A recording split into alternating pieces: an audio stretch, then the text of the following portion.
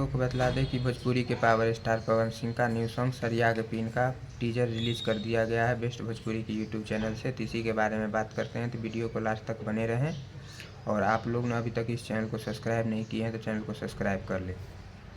चलिए वीडियो को स्टार्ट करते हैं। तो आप लोगों को बतला दें कि पावर स्टार पवन सिंह का न्यू सॉन्ग सरिया के पीन का टीजर बेस्ट भोजपुरी की यूट्यूब चैनल से रिलीज़ किया गया है। टीजर बहुत ही अच्छा है, आप लोग जाइए सुनिए। और इस गाने के बारे में आप लोगों को बतला दें कि इसको लिखे हैं आशुतोष तिवारी और म्यूजिक होने वाला है प्रियांशु सिंह का। और इसको गाए हैं भोजपुरी के पावर स्टार पवन सिंह और शिल्पी राज ने। जी हाँ दोस्तों, इसको गाए हैं पवन सिंह और शिल्पी राज ने। और इस वीडियो में नज़र आने वाले हैं पावर स्टार पवन सिंह के साथ ईशानी घोष। जी हाँ दोस्तों, इस वीडियो में नजर आएंगे ईशानी घोष, पावर स्टार पवन सिंह। यह पति पत्नी के ऊपर बहुत ही अच्छा सॉन्ग बनाया गया है।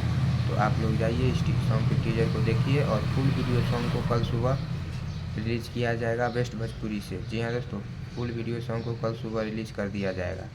तो मिलते हैं नेक्स्ट वीडियो में। धन्यवाद दोस्तों।